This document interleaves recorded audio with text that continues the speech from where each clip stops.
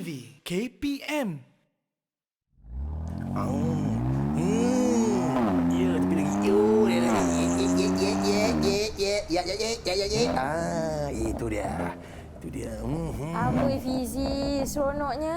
Main Cikgu. permainan apa ni? Saya tengah main game lawan lumba ni, cikgu. Saya tak pernah menang lagi ni, cikgu. Asyik sangat Fizi. Tapi Fizi, sebenarnya kita boleh buat permainan kita yang sendiri. Kita boleh hasilkan aplikasi permainan kita yang sendiri. Biar betul, cikgu. Betul. Kita buat sendiri. Ya, kita boleh buat sendiri. Boleh ke, cikgu? Boleh. Kalau murid-murid di rumah pun nak tahu mengenai aplikasi permainan ni, jom kita sama-sama belajar selepas ini. Nah, jom cikgu. Sama-sama, cikgu. Cikgu nak main boleh, cikgu? Sekali, cikgu. Dia kiri kanan. Kiri kanan. Kiri kanan. Kanan, kiri.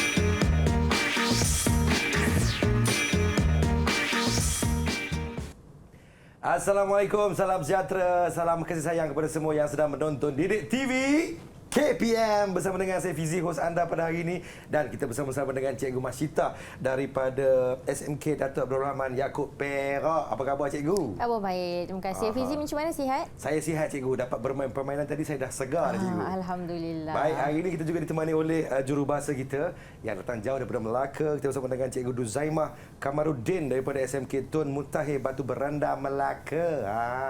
Senyum je orangnya. Baik, Cikgu. Hari ini rasanya saya tidak berseorangan dalam studio. Betul. Kenalkan kawan-kawan saya, Cikgu. Ya, betul. Hari ini kita tak hanya kita berdua saja dalam studio ni. Masa kita bersama dengan murid-murid. Kita bersama dengan Nurul Emilda Natasha binti Muhammad Emilda. Salim. Okey, yang kedua kita bersama dengan Insyirah Ayuni.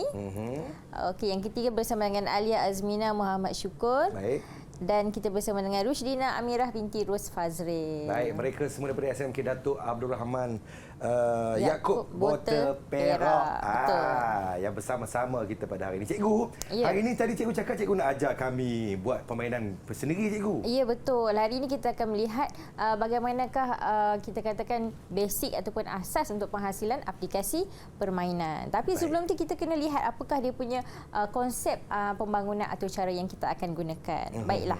Okey, hari ini kita akan belajar mengenai bab 1, konsep asas pemikiran komputasional bagi subjek asas sains komputer tingkatan 3. Okey, dan bagi kita juga akan menggabungkan bersama-sama dengan kod arahan untuk tingkatan 2 bagi subjek asas sains komputer. Okey. Sebelum kita pergi lebih jauh, cikgu nak ulang sedikit mengenai dengan pemikiran komputasional. Pemikiran komputasional ni kita dah belajar daripada kita tingkatan 1 sampai ke tingkatan 3 tetap sama. Jadi pemikiran komputasional ialah membantu manusia menyelesaikan masalah secara sistematik. Jadi ialah bagaimana cara kita berfikir untuk menyelesaikan sesuatu masalah. Okey, jadi sebelum kita pergi lagi, kita ada hanya 4 teknik pemikiran komputasional daripada tingkatan 1 sampai tingkatan 3, hanya ada 4 ni sahaja. Okey, yang pertama kita nak tengok teknik leraian. Teknik leraian tu apa? Teknik leraian ialah kita memecahkan masalah yang besar menjadi masalah yang lebih kecil supaya mudah untuk kita nak selesaikan. Teknik pemikiran komputasional yang kedua ialah teknik pengecaman corak, di mana kita nak melihat persamaan daripada setiap masalah tersebut. Bila kita dah tahu apa yang sama dalam masalah tersebut, kita boleh selesaikan. Yang ketiga ialah teknik peniskalaan, yang mana kita akan melihat kepada aspek yang penting dan aspek yang kurang penting kita abaikan. Maksudnya kita hanya lihat perkara yang penting, yang tak penting kita tak payah lihat untuk nak menyelesaikan masalah. Yang kelima ialah teknik pengitlakan, di mana kita ada satu langkah, proses ataupun formula untuk menyelesaikan masalah tersebut. Jadi itu ialah teknik pemikiran komputasional yang memang kita dah belajar daripada tingkatan 1 hinggalah tingkatan 3, dan dalam segmen kali ini kita akan gunakan teknik pemikiran komputasional ini dengan lebih mendalam. Baik, nampaknya di antara teknik pemikiran komputasional ni harus kita kuasai lah, cikgu, ya? Ya, betul. Baiklah, kita berhenti rehat seketika. Kita kembali selepas ini. Teruskan menonton Didik TV KPM.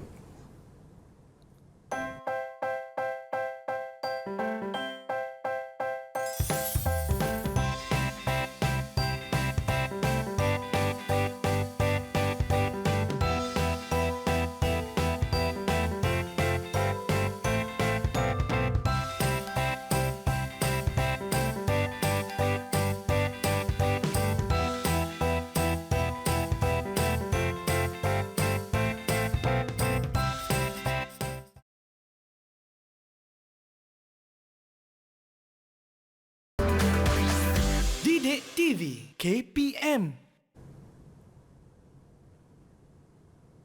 Terima kasih kepada semua yang sedang menonton Didik TV KPM. Masih lagi bersama dengan Wan Fizi, hos anda pada hari ini, dan kita akan bersama-sama dengan Cikgu Masyita daripada SMK Datuk Abdul Rahman Yaakob Perak yang akan bersama-sama membincangkan tentang asas sains komputer tingkatan 2 dan 3, iaitu penghasilan aplikasi permainan pada hari ini. Dan Abang Fizi harapkan kepada semua yang sedang menonton sekarang ini, jangan tukar siaran anda, fokus sentiasa, dan ini rasanya satu topik yang sangat menarik untuk sama-sama kita selusuri dan juga pelajari pada hari ini. Baiklah, Cikgu Masyita, kita teruskan dengan pembelajaran kita, Cikgu. Ya, terima kasih Fizi. Sama-sama, Cikgu. Okey, baiklah. Jadi kita nak masuk mengenai subtopik tingkatan 3 terlebih dahulu, iaitu pembangunan atur cara. Okey, pembangunan atur cara ni berada di dalam buku teks bab yang pertama sekali. Okey, dalam bab ini yang pentingnya ialah kita perlu mengetahui fasa-fasa pembangunan atur cara. Jadi kita ada 5 fasa pembangunan atur cara di sini. Yang pertama ialah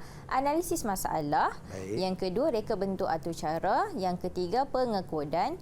Yang keempat, pengujian dan penyahpepijatan. Yang kelima ialah dokumentasi. Jadi dalam bab ini, kelima-lima bab ini kita akan lihat dengan lebih lanjut. Okey, so kita tengok ini adalah subtopiknya, menggunakan konsep pemikiran komputasional dalam pembangunan atur cara. Okey, jadi kita ulang balik tadi, ulang imbas kembali mengenai dengan pemikiran komputasional ialah proses pemikiran bertujuan menyelesaikan masalah manusia dengan berbantukan mesin. Jadi dalam konteks kita, mesin yang kita nak bantu ni yang nak kita gunakan ialah sudah tentunya komputer. Okey, so kita akan berbincang mengenai satu soalan, iaitu anda perlu menghasilkan sebuah permainan meneka nombor bulat dari julat 1 hingga 50. Okey, jadi ini adalah satu permainan di mana kita nak meneka nombor. So kita akan hasilkan langkah demi langkah bagaimanakah cara kita nak meneka nombor 1 hingga 50. Okey, so ini ialah 5 fasa pembangunan atur cara yang cikgu cakap tadi, dan ini ialah dengan lebih jelas apakah teknik pemikiran komputasional yang kita gunakan. Okey, kita tengok pada fasa analisis masalah, kita menggunakan teknik leraian. Hanya satu saja teknik pemikiran yang terlibat. Yang kedua, pada fasa reka bentuk atur cara, kita menggunakan teknik pengecaman corak, teknik pengitlakan dan juga teknik peniskalaan. Bagi fasa pengekodan, kita menggunakan keempat-empat teknik, iaitulah teknik leraian, peniskalaan dan pengecaman corak. Fasa pengujian atur cara dan penyahpepijatan dan juga fasa dokumentasi, kita akan gunakan kesemua 4 teknik pemikiran komputasional. Okey, jadi kita akan pergi dengan lebih lanjut untuk setiap fasa analisis masalah. Baik, Cikgu. Okey. Fasa analisis masalah, kita menggunakan teknik leraian. Apa maksud teknik leraian? Daripada bahasa itu sendiri kita dah dapat faham. Maksudnya daripada masalah yang besar, kita pecahkan kepada masalah yang lebih kecil. Jadi masalah besar di sini ialah kita nak menghasilkan satu atur cara untuk meneka nombor. Masalah kecil iaitu kita mesti nak meneka nombor bulat. Jadi pengguna tak boleh masukkan nombor perpuluhan. Mesti masukkan nombor bulat. Lagi satu ialah kita nak masukkan nombor bulat daripada julat 1 hingga 50. Kalau pengguna masukkan nombor 80, salah lah kan. So tak permainan ni, jadi permainan ni ialah kita nak menghasilkan atur cara, pengguna mesti masukkan nombor bulat. Yang kedua, menghasilkan julat antara 1 hingga 50. Itu masalah yang lebih kecil. Okey, untuk fasa yang kedua, fasa reka bentuk atur cara, kita akan menggunakan 3 teknik pemikiran komputasional, iaitu teknik pengecaman corak, peniskalaan dan juga pengitlakan. Baik, Cikgu. Bagi teknik pengecaman corak, seperti tadi yang cikgu cakap, teknik pengecaman corak ialah kita nak melihat persamaan daripada segi masalah ini. Apa yang kita nak selesaikan. Jadi dalam teknik pengecaman corak, persamaannya ialah kita nak nombor bulat daripada pengguna. Apa yang berbeza? Perbezaannya ialah kita nak nombor itu ialah pada julat 1 hingga 50. Mungkin user A ataupun pengguna A akan masukkan nombor 3. Pengguna B akan masukkan nombor 15. Itu yang berbeza. Jadi dalam satu masalah, satu situasi, contoh di sini dalam fasa reka bentuk atau cara kita nak masukkan nombor bulat, itu ialah persamaan dan perbezaan ialah nombor yang akan dimasukkan oleh pengguna. Berbeza-beza. Okey. Teknik yang kedua ialah teknik peniskalaan. Maksudnya kita nak mencari kaedah yang sesuai.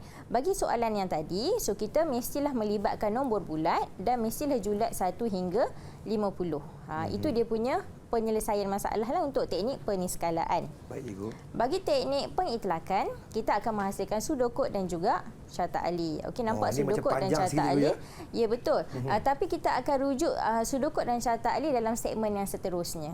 Kita akan lihat sudokod dan bagaimana untuk menghasilkan syarta ahli. Tapi dalam teknik pengitlakan ialah kita nak menyelesaikan masalah. Jadi kita mesti ada sudokod dan syarta ahli.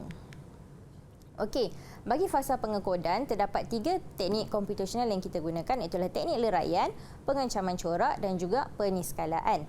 Bagi teknik leraian, okey, kita nak dalam sesi pengekodan ini ialah kita nak menulis kod arahan. Jadi masalah besar kita ialah kita nak menulis kod bagi input, proses dan output. Masalah kecil ialah kita nak mengisytiharkan pemboleh ubah dan pemalar. Pemboleh ubah tu kita dah belajar semasa di tingkatan 2. Cikgu ulang sikitlah. Okey, untuk pemboleh ubah, dia mesti bermula dengan dia tidak boleh bermula dengan nombor, tidak boleh ada space ataupun ruang di antaranya dan juga pemboleh ubah itu mestilah menyatakan apakah tugas dan tanggungjawab dia. Contoh kita nak minta nombor daripada pengguna, jadi pemboleh ubah kita letakkan nombor. Janganlah pula pemboleh ubah kita letakkan ahli, kita tak akan faham. Jadi pemboleh ubah mesti menggambarkan apakah tugasnya. Okey?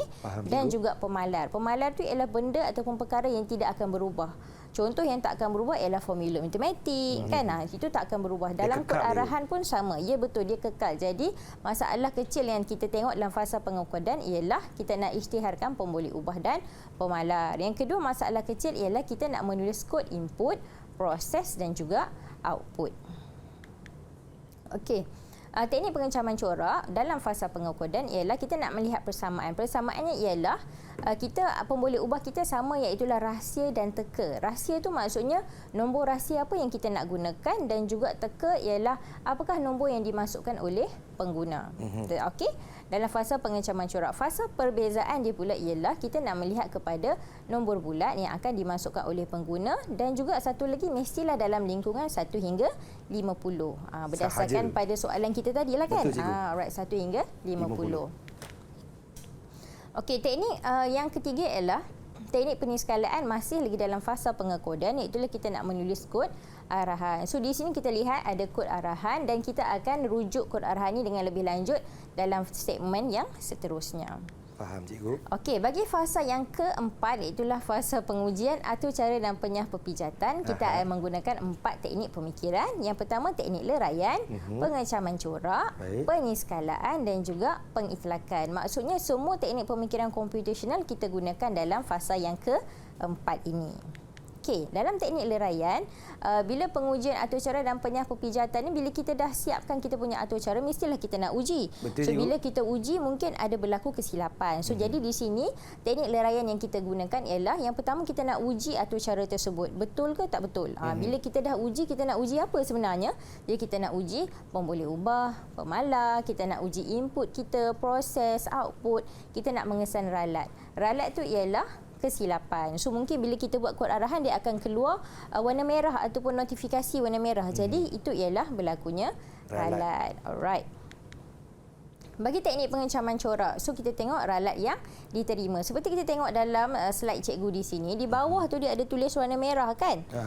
Okey, itu ialah contoh-contohnya berlaku ralat. So ralat ataupun kesalahan lah. Maksudnya dalam kod arahan yang kita buat tu ada kesilapan.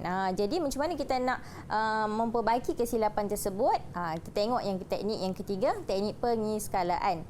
Jadi dalam teknik peniskalaan, kita mesti mengetahui jenis ralat tersebut. Okey, jadi dalam jenis ralat, kita ada ralat sinteks, ralat masa larian dan juga ralat logik. Okey, apa yang kita belajar daripada tingkatan 1 hinggalah tingkatan 3, jenis ralat ini semua sama sahaja. Okey, so ralat sinteks ialah paparan mesej ralat akan mempunyai perkataan invalid sinteks. Okey, macam yang sebelum ni kita tengok, okey, di bawahnya ada dituliskan perkataan invalid sinteks. So yang kat bawah maksudnya sekali tu? ya, yang bawah sekali yang warna merah tu. Jadi di situ ialah bermaksud ralat ini ialah ralat sinteks. Berlaku sebab apa? Sebab mungkin pengatur cara tu tersalah menulis. Kadang-kadang kita tak letak koma, mungkin ejaan perkataan tu salah. So dia sangat sensitif kod Dia typo, arahan. cikgu. Betul, dia mungkin berlaku typo di situ, jadi dia akan berlaku ralat sinteks. Bila berlaku ralat sinteks, kod arahan tidak dapat dijalankan dengan baik. Okey, yang kedua ialah ralat masa larian. Ralat masa larian menyebabkan paparan mesej ralat akan menyatakan baris kod arahan yang salah, ataupun ralat masa larian ni disebut sebagai runtime error. Kalau runtime error ni dia mungkin akan menyebabkan tiba-tiba kita punya kod arahan tu tidak boleh dijalankan. Sebab apa? Itu ialah sebab ralat masa larian. Okey, yang seterusnya ialah ralat logik. Ralat logik menunjukkan ada paparan output yang dihasilkan tetapi bukanlah paparan yang kita nak. Sebagai contoh, kita nak menghitung berat ataupun nak menghitung BMI. Tetapi bila kita tambah dan tolak semuanya, tetapi BMI-nya lebih daripada sepatutnya. Itu ralat logik lah. Maksudnya kita nak output A tapi dia keluarkan output B. Itu ralat logik. Okey, bagi teknik pengitlakan masih lagi dalam fasa pengujian atur cara dan penyah pepijatan, kita mestilah pembinaan model pengujian dan penyah pepijatan. Jadi langkah pertama kita nak buat, kita mesti semak kesesuaian nama pemboleh ubah. Kemudian kita mesti tengok sinteks kod arahan yang kita gunakan adalah betul. Yang ketiga, mestilah susunannya pun betul dan logik. Yang keempat, formula matematik yang digunakan adalah betul.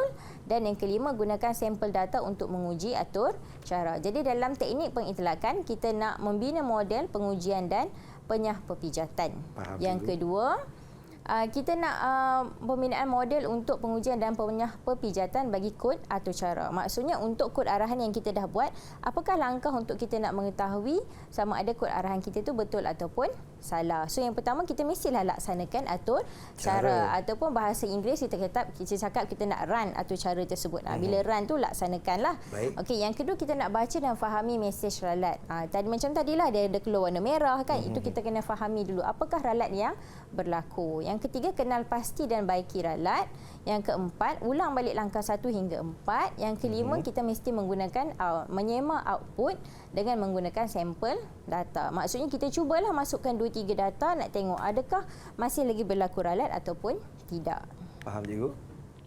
Okey, bagi fasa dokumentasi, kita ada 2 jenis dokumentasi, iaitu dokumentasi dalaman dan juga dokumentasi luaran. Dokumentasi dalaman merujuk kepada maklumat yang kita berikan kepada pengatur cara. Sebab apa kita nak bagi maklumat kepada pengatur cara? Sebab kita nak bagi maklumat bahawasanya kod atau cara yang kita buat tu menggambarkan apa arahan yang kita nak. Maksudnya kita nak bagi mesej kepada pengatur cara yang lain.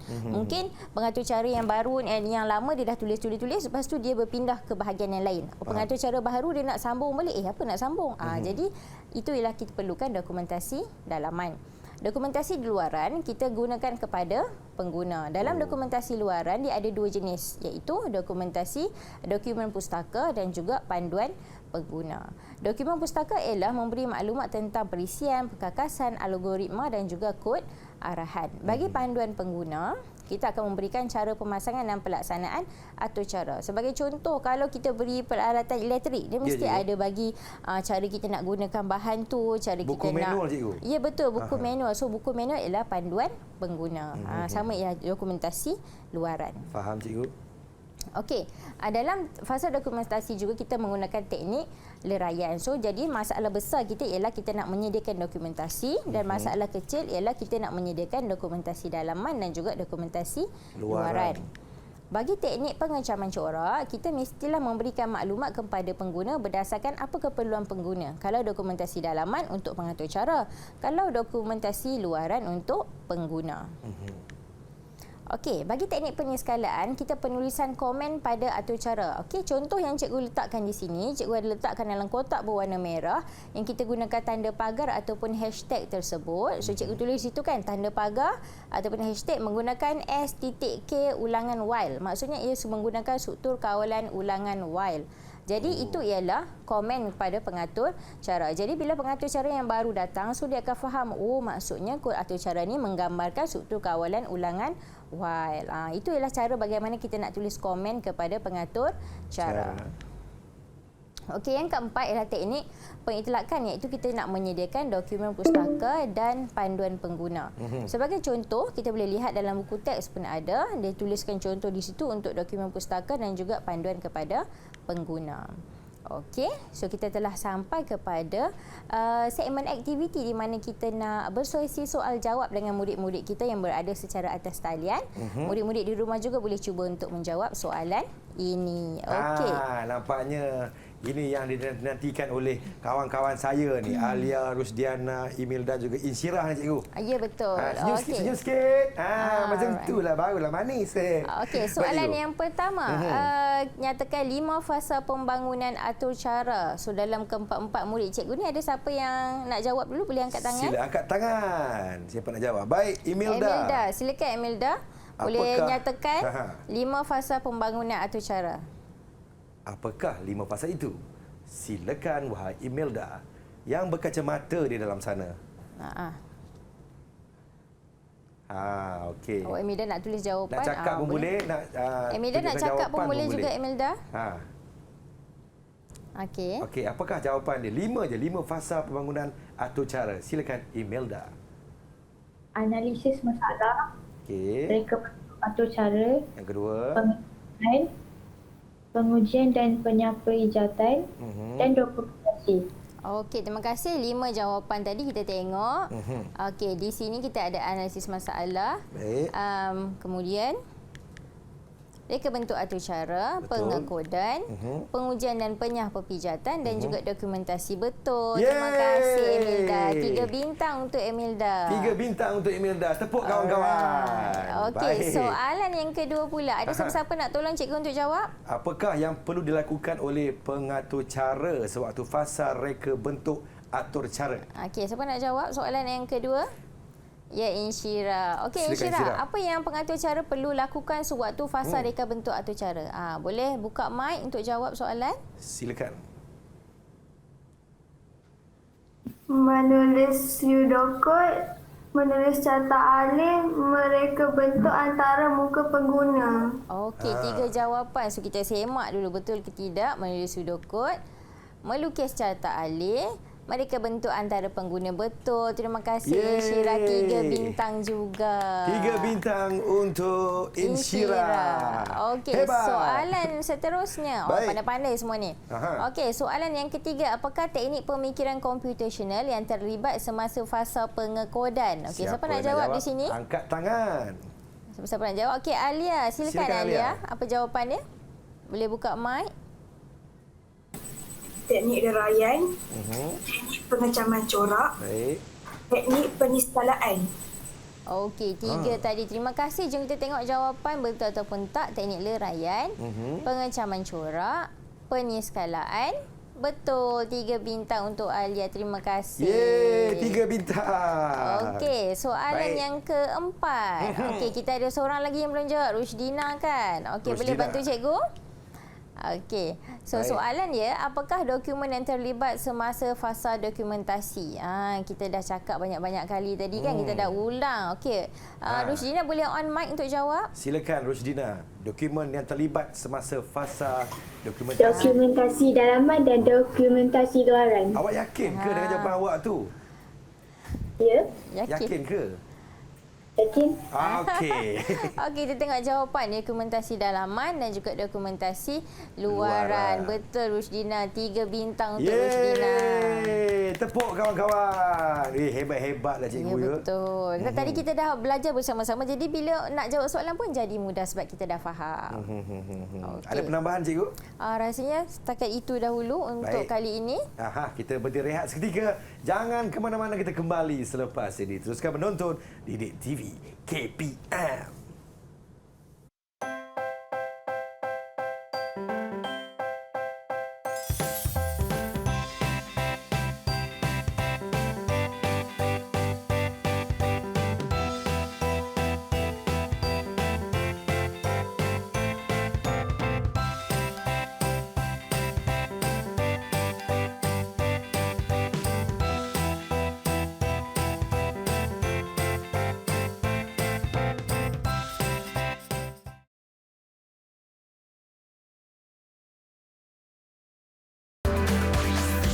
Didik TV KPM. Terima kasih kepada semua yang sedang menonton Didik TV KPM kembali bersama dengan Abang Fizi hari ini, dan juga kita bersama dengan Cikgu Masyidah kita daripada SMK Datuk Abdul Rahman Yaakob Perak. Hari ini sama-sama kita belajar tentang asas sains komputer tingkatan 2 dan 3, iaitu penghasilan aplikasi permainan. Sangat menarik topik kita pada hari ini. Silakan Cikgu dengan pembelajaran kita, Cikgu Masyidah. Terima kasih Fizi. Okey, Sama-sama, baiklah. Cikgu. Macam segmen yang tadi kita dah mendalami mengenai dengan fasa pembangunan atur cara yang merangkumi asas sains komputer tingkatan 3. Jadi untuk segmen kali ini kita nak melihat pula mengenai dengan struktur kawalan ulangan dalam penyelesaian masalah. Ini adalah topik semasa di tingkatan 2. Jadi kita akan gabungkan dua topik daripada tingkatan 3 dan tingkatan 2 untuk topik kita pada hari ini menghasilkan aplikasi permainan. Baik Cikgu. Okey, baiklah. Dalam struktur kawalan ulangan ada beberapa jenis kawalan ulangan, tapi hari ini kita nak fokus kepada struktur kawalan ulangan for dan struktur kawalan ulangan while. Struktur kawalan ulangan for ialah dikawal dengan bilangan lelaran diketahui. Apa itu lelaran? Lelaran ialah berapa banyak pusingan yang kita nak buat. Contoh, lelaran Cikgu. lelaran ialah kalau bahasa Melayu, bahasa Inggeris ialah loop. So berapa banyak kali kita nak looping dia. Berapa banyak kali kita nak pusing dia. So itu ialah struktur kawalan ulangan for. Manakala struktur kawalan ulangan while ialah kita akan runkan ataupun kita akan jalankan atur cara tu, tetapi kita tak mengetahui berapa banyakkah bilangan yang kita nak pusing dia tu. Berapa bilangan lelaran dia. Kan? Sebab apa? Sebab sehinggalah syarat itu tidak lagi dipenuhi. Selagi syarat itu dipenuhi, kita akan pusing dia. Pusing sehinggalah syarat itu tak dipenuhi, baru kita akan stop. Dia jalan. Nanti kita akan tengok contohnya selepas ni. Baik Cikgu. Okey, ini adalah contoh bagaimana struktur kawalan ulangan for. So di situ dia ada contoh ialah contohnya lakukan tekan tubi sebanyak 4 kali. Okey, contoh bila kita nak lakukan tekan tubi sebanyak 4 kali, kita akan setkan pembilang kepada 1. Maksudnya kita akan ulang tu mula-mula yang pertama. Lepas tu kita akan pembilangnya kurang atau sama dengan 4. Maksudnya kita nak ulang tu sebanyak 4 kali. 4 kali. Pandai. 1, 2, 3, 4. Yang kelima nak buat tak payah sebab dia dah kata kurang daripada 4. Kalau kurang daripada 4, ya, buat tekan tubi lagi. Tambah 1 kepada pembilang. 1 tambah 1 jadi 2. Naik balik atas. Kurang daripada 4. Okey, buat lagi sampailah 4. Adakah dah lebih daripada 4? 4 tambah 1 jadi 5. Dah lebih kan? Tidak terus tamat. Faham. So maksudnya tekan tubi tu hanya berlaku sebanyak 4 kali. Baik. Itu yang kita namakan sebagai struktur kawalan ulangan for. Kita dah tahu dah berapa kali yang kita nak ulang. Okey, kalau struktur kawalan ulangan while, contohnya saya kata lakukan tekan tubi sehingga anda keletihan. Kalau Fizi buat tekan tubi berapa kali dah letih Fizi? 85 Cikgu. Oh, dahsyat ya. Maksudnya lakukan tekan tubi, adakah anda keletihan? Tidak, Fizi tak letih kan? Buat lagi. Buat lagi sampailah kali yang tadi 85 kan? Kali yang ke-86 keletihan, memang letih. Tamat. Jadi kita tak tahu berapa kali bilangan ulangan tu sehinggalah syarat yang kita letakkan tu tidak lagi dipenuhi. Contoh saya buat 3 kali dah lah. Kali keempat tak mampu. Okey, jadi adakah keletihan? Ya. Jadi Fizi buat 85, saya buat 4 kali. Jadi itu bermaksud struktur kawalan ulangan while tidak ada bilangan ulangan yang tetap. Dia sehinggalah syarat itu tidak lagi dipenuhi. Itu struktur kawalan ulangan while. Kawan-kawan faham tak kat rumah? Faham Cikgu. Okey, kita nak ambil satu soalan iaitu anda perlu menghasilkan sebuah permainan meneka nombor bulat dari julat 1 hingga 50. Tadi kita dah bincangkan dalam fasa pembangunan atur cara apakah teknik pemikiran. So kali ini kita tengok balik soalan ni, kita nak hasilkan permainan meneka nombor.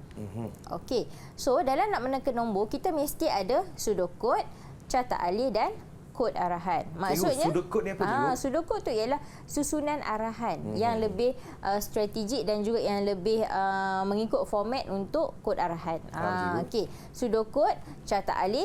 Carta alih macam tadi yang kita dapat lihat ada bentuk-bentuk yang menunjukkan carta alih dan juga kod arahan ataupun kita sebut dalam bahasa Inggeris ni ialah coding. Okey, so dalam satu soalan kita mesti buatkan dulu sudokod, carta alih dan ada kod arahan. Okey, seterusnya, bila kita dapat satu soalan, kebanyakan murid-murid akan terus nak buat sudokod, terus nak buat carta alih. Tapi sebenarnya kita mesti tahu dulu apa ikat input, proses dan output. So cikgu selalu ajar kita mesti ingat, kita nak buat soalan mesti tengok apakah IPO, apa input, proses dan output. So dalam input tu ialah apakah yang pengguna perlu masukkan. Okey, dalam soalan kita sekarang ni, pengguna atau user perlu masukkan nombor bulat dalam lingkungan 1 hingga 50. Kalau dia masukkan 79, dah Tak jadi boleh error juga. lah, salah, tak boleh lah. Jadi input ialah apa yang pengguna perlu masukkan. Kalau pengguna masukkan nama dia, tak boleh lah sebab kita bagi arahan masukkan nombor bulat. Yang kedua, proses ialah kita nak menghitung sama ada nombor yang dimasukkan sama tak dengan nombor yang kita nak teka tadi. Okey, outputnya apa? Outputnya kita nak papar sama ada jawapan anda betul ke, jawapan anda salah ke. Jadi kita mesti kenal pasti dulu apakah IPO, apakah input, proses dan output.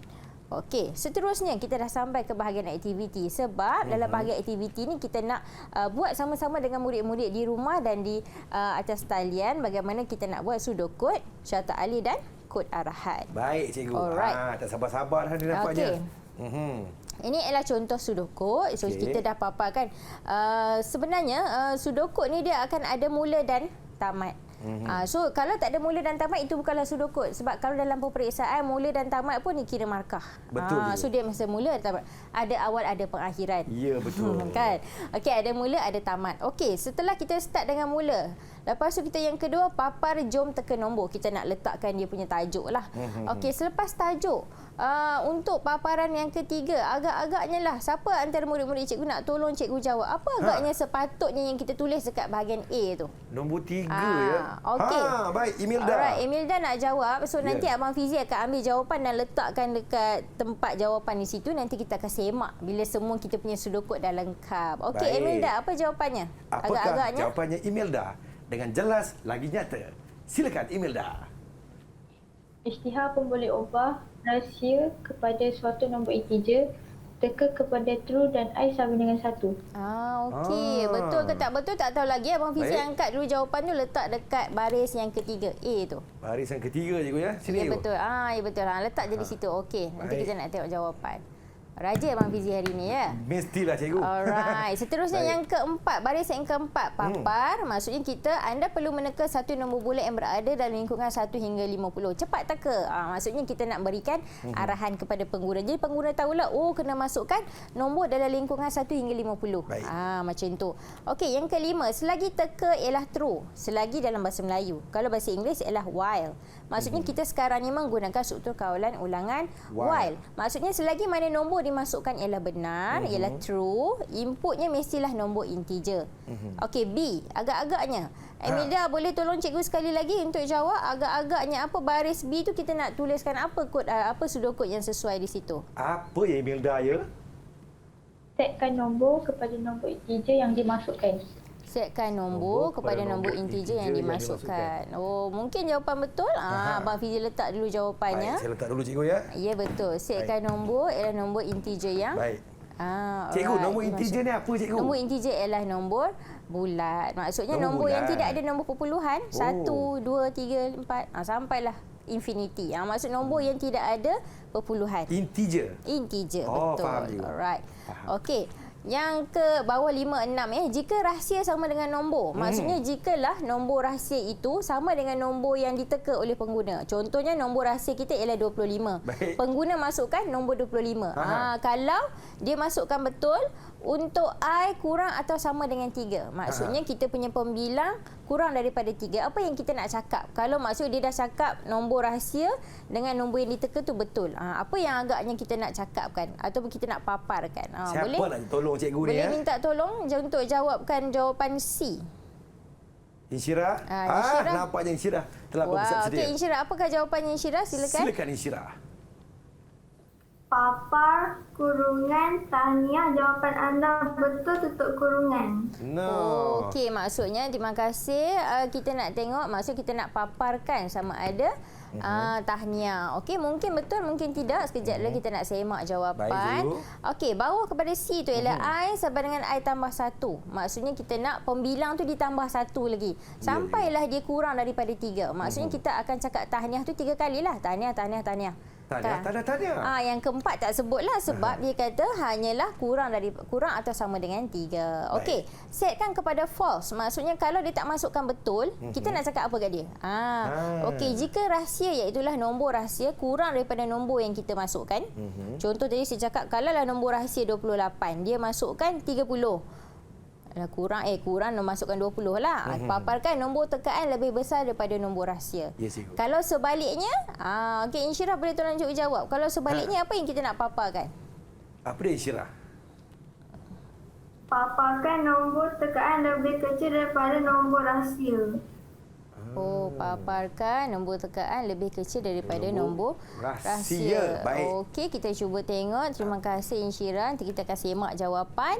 Yang seterusnya, paparkan terima kasih kerana dapat menyelesaikan permainan meneka nombor ini dan tamat. So itu ialah dia punya sudokod. Okey, jom kita semak. Baik, adakah benar ataupun tidak jawapan mereka? Benar ataupun tidak. So jawapan yang ketiga kita tengok. Isytihar boleh ubah rahsia kepada satu nombor integer, teka kepada true dan I sama dengan 1. Betul tak di sana Abang Fizi? Betul cikgu. Betul. Yeah. Okey, terima kasih Emilda. Yang kedua, setkan nombor kepada nombor integer yang dimasukkan. Betul? Betul cikgu. Betul, bijak. Hebat.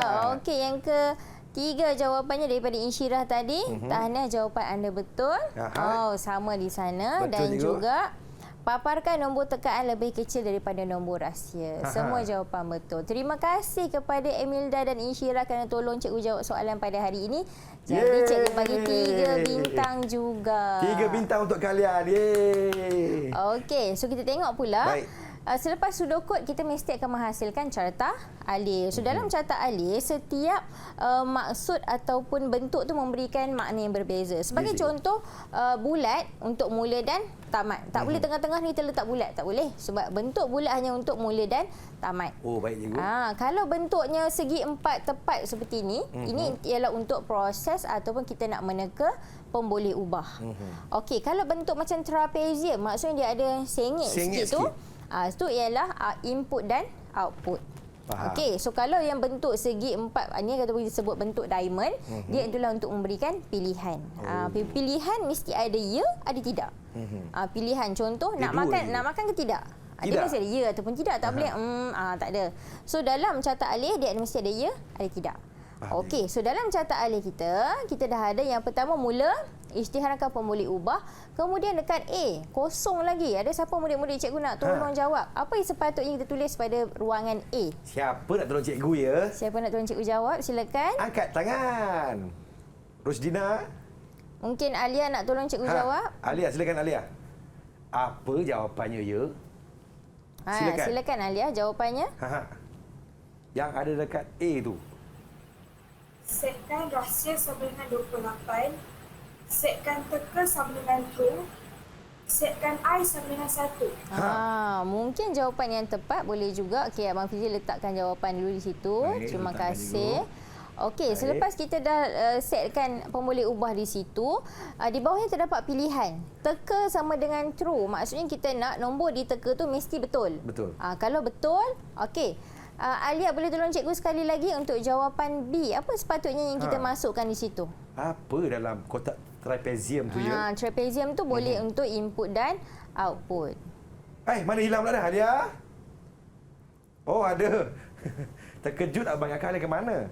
Baik Alia. Okey, apa agaknya jawapan yang sesuai? Untuk B? Paparkan, masukkan nombor tekaan anda. Paparkan. Masukkan nombor tekaan anda. So maksudnya kita nak minta nombor ataupun tekaan daripada pengguna. Okey, mungkin betul, mungkin salah. Nanti kita tengok sekali lagi. Okey, kemudian setkan nombor kepada input yang dimasukkan. Maksudnya kita itu ialah di bahagian proses. Okey, di bahagian C iaitulah kita nak buat satu pilihan. Pilihan apa agaknya di situ? Siapa nak tolong cikgu jawab untuk C? Silakan. Rusdina lah pula. Rusdina. Silakan Dina. Okey, Rusdina boleh silakan. Apa jawapannya? Rahsia sama dengan nombor tanda soal. Rahsia sama dengan nombor. Okey, maksudnya nombor rahsia tu sama dengan nombor yang dimasukkan oleh pengguna. Alright, betul ke tak betul? Okey, lepas tu, okey, contohlah tadi kalau Rusdina cakap nombor yang dimasukkan sama dengan nombor yang diteka, Ya tidak. Kalau ya, apa berlaku? Kita akan cakap kat dia ulangan sebanyak 3 kali. Tahniah, jawapan anda betul. Ulang 3 kali. Tahniah. Kan? Okey. Dan kalau dah lebih daripada 3 kali, dia akan sampai kepada bahagian terima kasih kerana menyelesaikan permainan dan tamat. Okey. Kalau dia tidak, rahsia kurang daripada nombor, apa kita nak paparkan kat sini? Apa ya? Boleh Rushdina bacakan apa agaknya jawapan yang sesuai kat situ? Atau Mika, bagilah jawapan Mika tu. Paparkan bracket nombor tekaan lebih besar daripada nombor rahsia. Tutup bracket. Okey, ambil jatuh jawapan Abang Fizi ya. Paparkan ya. Ya, betul. Baik. Okey, mungkin kita boleh tengok balik jawapan. Okey. Terima kasih Abang Fizi. Terima kasih kepada murid-murid yang menjawab. So, jom kita semak jawapan. Silakan cikgu. Pada carta alir kita. So, yang pertama tadi, setkan rahsia sama dengan 28, teka sama dengan tu, I sama dengan 1. Betul. Okey. Maksudnya sekarang ni, nombor yang kita nak cari, nombor rahsianya ialah nombor 28. Okey. Yang kedua, ya. Bila ya ialah paparkan, masukkan nombor tekaan anda. Maksudnya kita nak daripada pengguna. Yang ketiga, pilihan rahsia sama dengan nombor. Betul. Yang keempat, paparkan nombor tekaan lebih besar daripada nombor rahsia. Wow. Jadi, murid-murid cikgu hari ini, Alia dan Rushdina dah jawab betul. Jadi, cikgu bagi 3 bintang. 3 bintang. Tepukan untuk diri sendiri. Nampaknya semua dah faham cikgu. Betul. Kita rehat seketika cikgu. Tapi cikgu pun dah dahaga kan? Kita minum air dulu, kita kembali selepas ini. Teruskan menonton Didik TV KPM.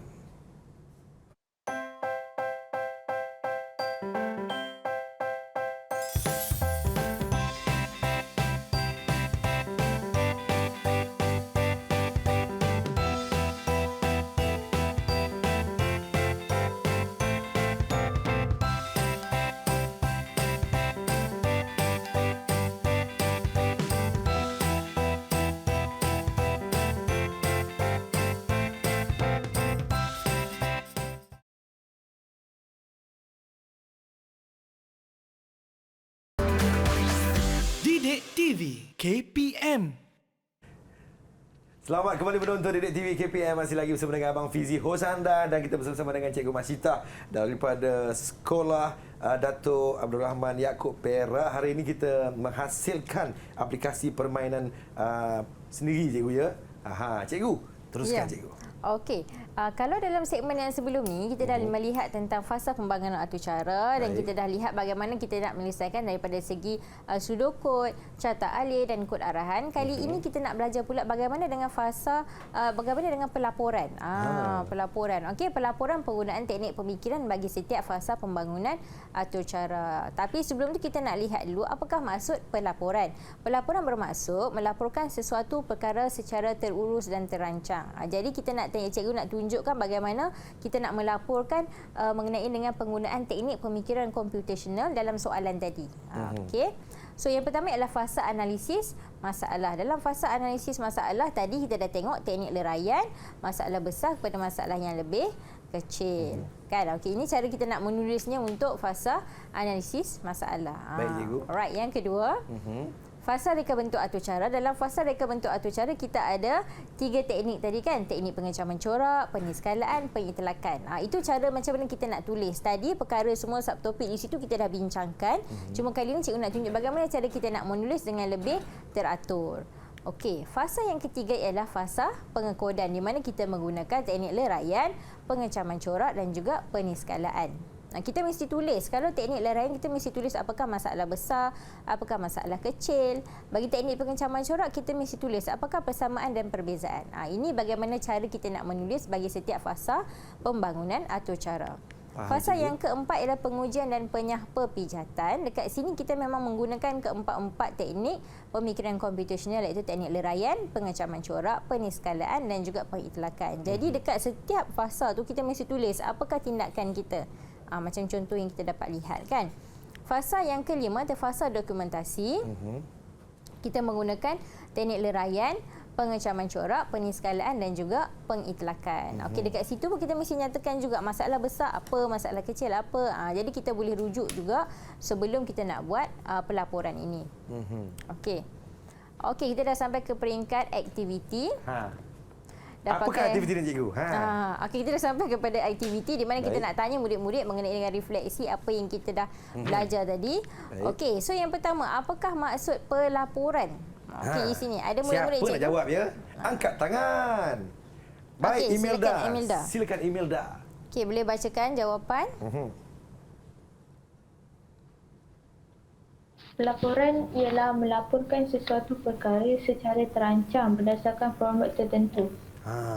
Okey, betul ataupun tidak kita tengok pelaporan ialah melaporkan sesuatu perkara secara terangsang berdasarkan format tertentu. Betul, 3 bintang. 3 bintang untuk Imelda. Okey, terima kasih. Yang kedua, apakah kaedah pemikiran komputasional yang digunakan semasa fasa 2 iaitu reka bentuk atau cara? Ada siapa nak jawab? ya? Boleh tolong angkat tangan? Baik, Insyirah. Okey, Insyirah, silakan.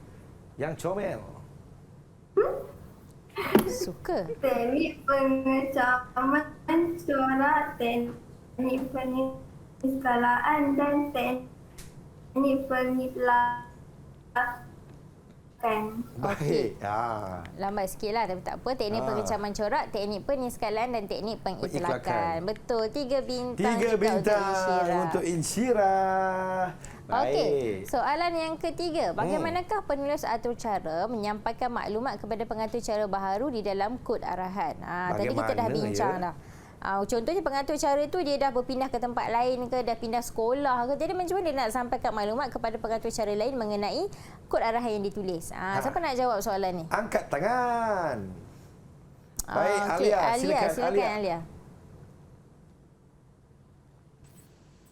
Pengatur cara perlu menggunakan simbol tanda pagar untuk menulis maklumat di dalam kod arahan. Tanda pagar. Okey, tengok betul ataupun tidak. Pengatur cara perlu menggunakan simbol, hashtag ataupun tanda pagar untuk menulis maklumat dalam kod arahan. Macam yang cikgu tunjuk tadi kan? Okey, betul ke salah jawapan ni? Betul. Betul. 3 bintang untuk Alia. Terima kasih. Tepuk kawan-kawan. Baik. Okey, soalan yang keempat. Baik, Senaraikan 3 maklumat yang perlu ada pada dokumen pustaka. Bila kita siapkan dokumen pustaka, apa maklumat yang kita perlukan? Silakan. Siapa lagi? Rusdina belum jawab. Boleh tolong cikgu? Sila Rusdina. Tarikh, nama pengatur cara dan kegunaan atur cara. Okey, jadi kita tengok tarikh, nama pengatur cara dan kegunaan atur cara. Terima kasih. Betul, 3 bintang. Hebat. Okey, 3 bintang untuk semua murid-murid pada hari ini kan? Pandai dia orang jawab semua. Betul. Cikgu, rumusan tentang pelajaran kita pada hari ini. Okey, jadi pada hari ini kita telah mempelajari mengenai dengan fasa pembangunan atur cara dalam subtopik di tingkatan 3 dan kita gabungkan dengan subtopik di tingkatan 2 iaitulah kita menggunakan sudoku, carta alih dan kod arahan untuk menghasilkan aplikasi permainan. Jadi ini ialah satu asas bagaimana kita nak menghasilkan aplikasi permainan. Mungkin murid-murid boleh explore, boleh jelajah lagi, boleh tambah lagi pengetahuan tentang teknik-teknik yang seterusnya untuk kita nak menghasilkan aplikasi permainan berbantukan teknik pemikiran komputasional. Baik, cikgu.